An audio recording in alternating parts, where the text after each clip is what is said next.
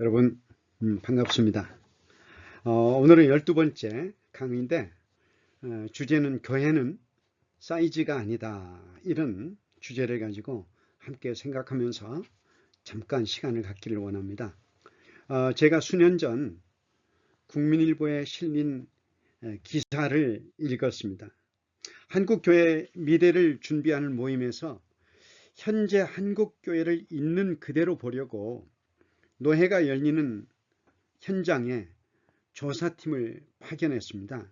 그런데 좀 더 객관적인 관찰을 위해서 한국에서 선교사로 활동하는 외국인 선교사를 현장에 파견했습니다. 마침 노예가 민감한 사안을 가지고 갑론을박 토론하고 있었습니다. 젊은 40대 목사님이 논리정연하게 노회를 반박하면서 자기 의견을 말했습니다. 그리고 그 다음에 50대 후반의 목사님이 일어나서 말합니다. 먼저 말한 40대 목사님을 향해서 김 목사, 지금 심우하는 교회 성도 숫자가 몇 명이야? 하고 물었습니다. 내 50명인데요. 순간 앉아. 나는 5,000명이야. 짜샤. 게임 끝. 여러분, 꼭 무슨 코미디 같죠? 이것은 제가 지어낸 이야기가 아닙니다. 한국교회의 수많은 문제 중에서 가장 심각한 문제는 교회론입니다. 물론 교회는 사람들의 모임입니다. 그러나 동시에 교회는 예수 그리스도의 몸입니다. 이것을 한스 퀸 같은 신학자는 교회는 그리스도 자신이라고까지 비약합니다. 저는 교회의 다양한 모습 중 하나를 말한다면 교회는 하나님 나라의 작은 지부 같은 곳이라고 말합니다. 여러분, 하나님 나라가 어떤 것입니까? 하나님 나라는 먹는 것과 마시는 것이 아니고 성령 안에 있는 의와 평강과 희락입니다. 여기서 우리는 하나님 나라의 부분인 교회는 건물이나 사람 숫자나 크기 같은 물리적인 요소가 아니라는 사실을 알게 됩니다. 하나님 나라가 영의 나라인 것처럼 교회 역시 영적인 공동체입니다. 주님께서는 분명히 말씀하십니다. 두세 사람이 내 이름으로 모인 그곳에 내가 그들 중에 있다. 사람들은 기왕이면 구멍가게보다는 백화점이나 대형 쇼핑몰에서 쇼핑하기를 원합니다. 그러나 주님께서는 수백 수천 명이 모이는 대형교회를 자주 방문하시고 건물 반지하에 있는 개척교회는 외면하시는 그런 분이 아니십니다. 만일 주님께서 이 세상에 오신 목적이 대형교회를 세우는 것이 목적이었다면 보리떡 5개와 물고기 2마리로 남자만 5,000명을 먹이셨을 때 그들을 다 붙잡아 놓고 말씀하셨을 것입니다.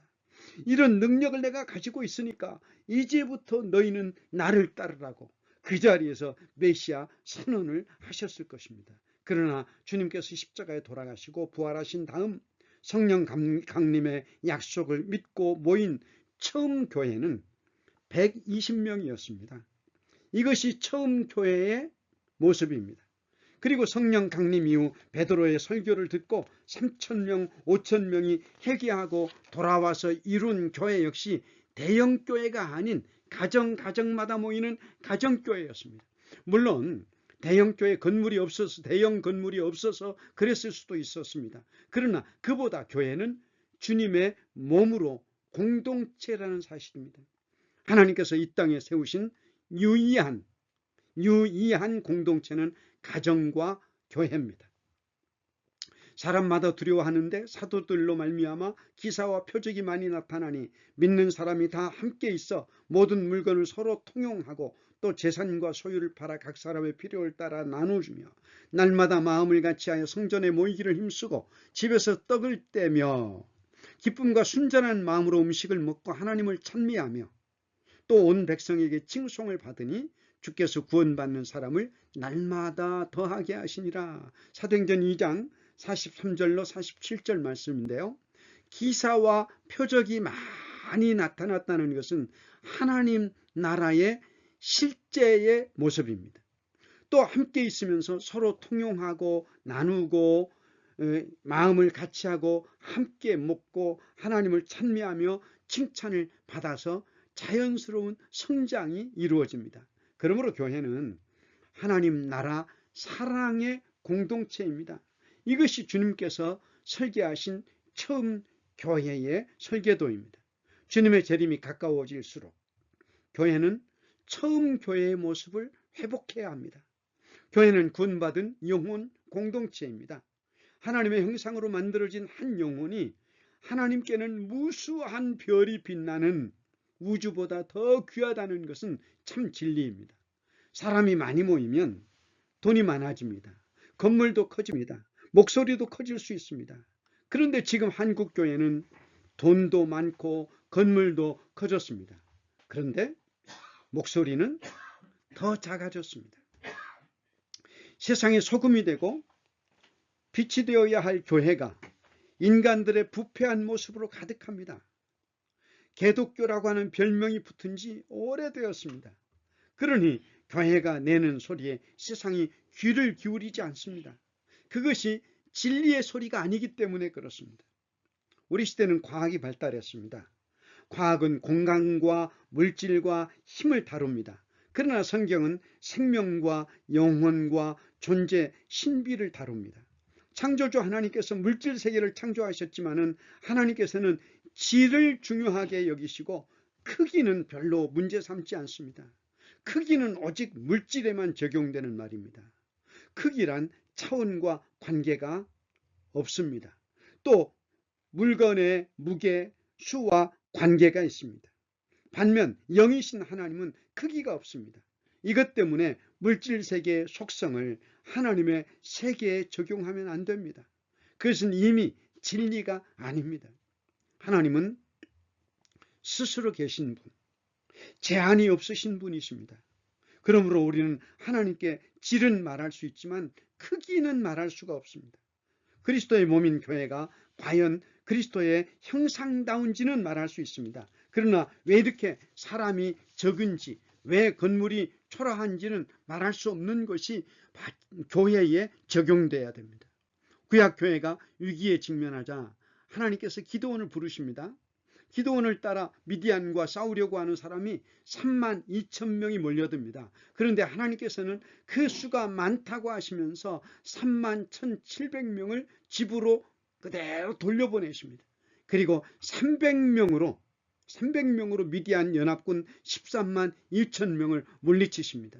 사람의 숫자는 하나님 앞에서 아무 의미가 없습니다. 그렇다면 하나님께 의미 있는 것은 무엇입니까? 요한복음 4장 23절 말씀입니다. 아버지께 참되게 예배하는 자들은 영과 진리로 예배할 때가 오나니 곧 이때라.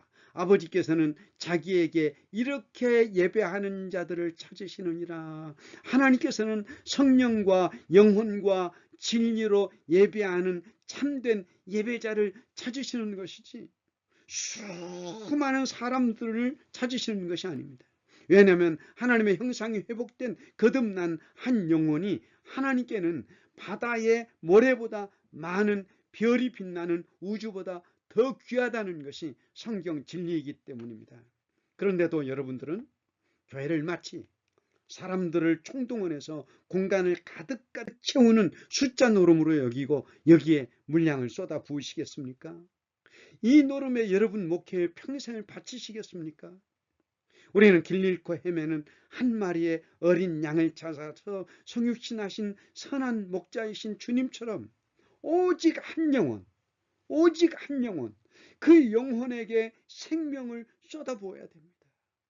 눈물을 쏟아부어야 됩니다. 이것이 주님께서 찾으시는 진정한 설교자입니다. 우리 JF 설교 아카데미는 바로 이런 하나님의 관점으로 여러분들을 기쁨으로 사랑으로 섬기기를 소원합니다. 경청해 주셔서 감사합니다. 샬롬.